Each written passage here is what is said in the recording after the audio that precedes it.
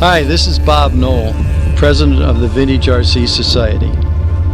The Vintage RC Society was born in 1989. By the end of that year, with 220 members, the Fly and Tell concept was established with the first reunion scheduled for the 1990 Labor Day weekend in September at the airport in Selinsgrove, Pennsylvania. Following a very successful first VRC event that year, this annual reunion has continued regularly on Labor Day weekend, and in 2014, the Society celebrated the 25th annual reunion, now named the Spirit of Selinsgrove Reunion, and currently hosted by the Aero Guidance Society. VRCS is a special interest group of the Academy of Model Aeronautics dedicated to building and flying planes that were designed for radio control at least 35 years ago. Visit our website at vintagercsociety.org. Every year the Vintage RC Society picks an airplane as a theme plane for the year, and they encourage their members to build a model or replica of that theme plane. This year it's Phil Craft's DES Ugly Stick. The history of the airplane is Phil Craft was a radio manufacturer, and he needed an airplane to use as a test bed to test his new radio equipment on. And this is an airplane he designed and built in 4 days' time in 1966. Hi, my name is Frank Granelli, and I'm a member of the Vintage RC Society, and this is our annual reunion. It's a society of airplanes that are at least 35 years old in design or older. We have airplanes here that were designed pre-World War II. All right, and we fly those much like we did back then. For instance, this airplane here, all right, is an RC Nobler. It's a radio control version of a control line airplane. That airplane itself was built in 1970. So it is that old. It has literally hundreds and hundreds of flights on it. And so far it's still intact. And that's been good. And it's a good airplane to fly. A little tricky in the wind.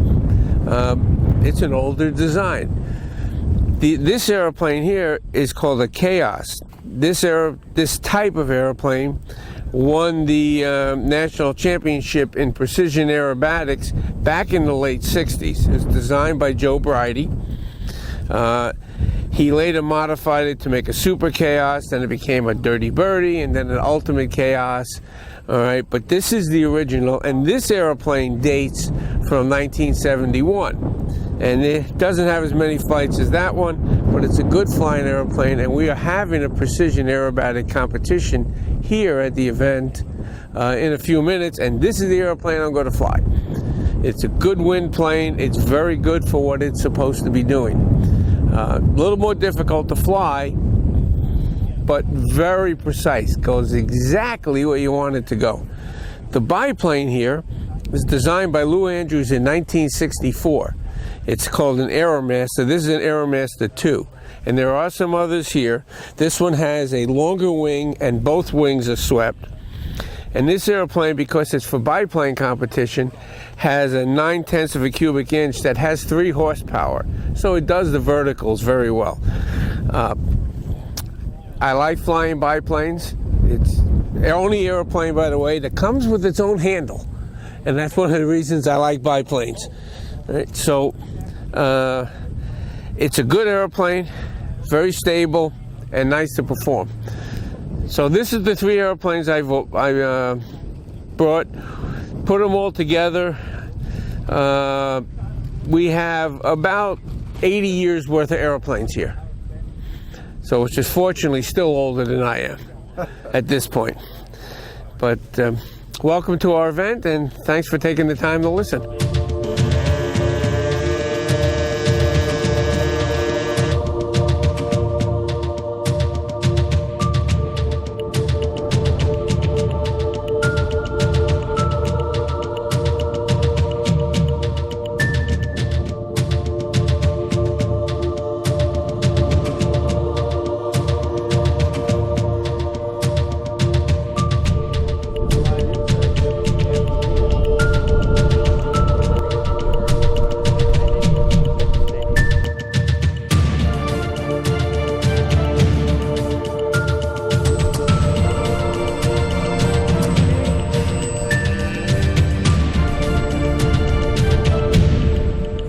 I'm Paul Wiegand from Rochester, New York, and this is a 1959 Harold DeBolt Swiss Pipe, it was called. He scaled his big biplane down to take to Switzerland for the World Championships in 1960, so he named it Swiss Pipe. It's all done in the original technique with a wood airplane, of course, and it's covered with red silk and clear dope, and then trimmed with various trim methods. But the only thing that's not authentic is I fly it electrically instead of with a glow engine. The other little racer is a 1975 Ace kit, which was called the GLH, which stands for Goes Like Hell. And that airplane does, with telemetry, an average speed of 134.1 with this electric motor in it. It's fun to fly on windy days because it cuts through the air really quick. My name is Giuseppe Fascioni. I am Italian, and I've been building radio control airplanes for 50 years. This is one of my favorite planes. I like almost all the aircraft that Philcraft designed. This is a Quick Fly number 2.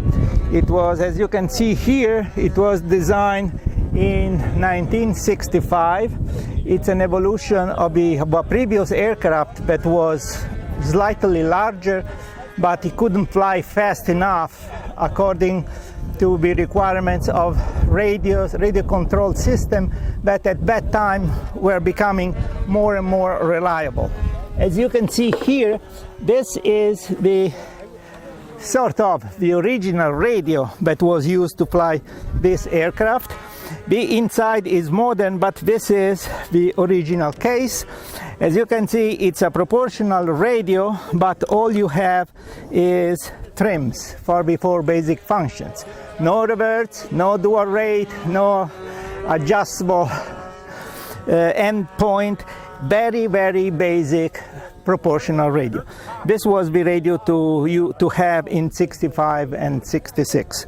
So I am very proud of this aircraft because I built it from scratch. I had the drawings, I bought the material, I cut all the pieces, and this is my typical finish. Is dope. Then when the balsa wood is ready, is paper, silk span.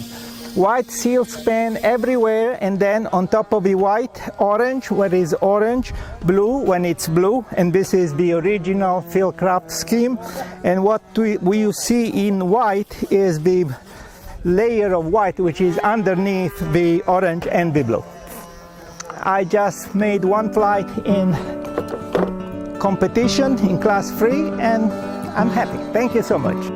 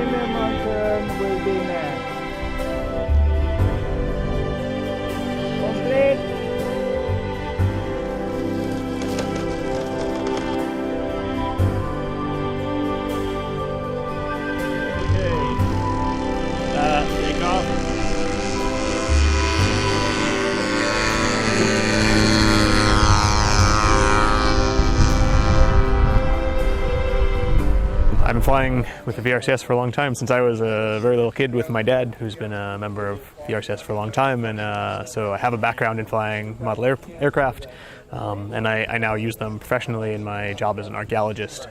We use radio-controlled aircraft flying autonomously and in manual control, both fixed-wing airplanes and multi-rotor helicopters, to do aerial survey of archaeological sites, archaeological landscapes, and archaeological features of several different scales of flying. So we use RC planes to get the aerial photographs and then do high-resolution 3D modeling of landscapes and archaeological sites to build maps and understand spatial relationships among the archaeology that we're doing. And I work primarily in Israel and Jordan, though recently also in Kenya and Qatar, doing primarily later prehistoric site surveys, mapping things that are on the surface and then using various kinds of sensors to try and get to see archaeology that's buried in the, just below the surface, using thermal and near-infrared imaging.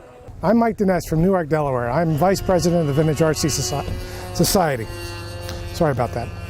I brought up here today a Midwest Tri-Squire, which was probably built around 1970 or so. I don't know. I acquired this through some horse trading. The Vintage RC Society is an organization dedicated to the preservation of early radio-controlled models from the early beginnings on up through around 1975. Most of the airplanes that you'll see at a Vintage RC Society event would be airplanes like the Tri-Squire, the Top Flight Taurus, a number of other airplanes, like the Sterling Mambo, for example. We will fly rudder-only airplanes, rudder and elevator, as this, and multi-control airplanes like the Taurus. So we have a lot of fun at these events, and the idea is just to come out and fly, and make it a nice day at the field.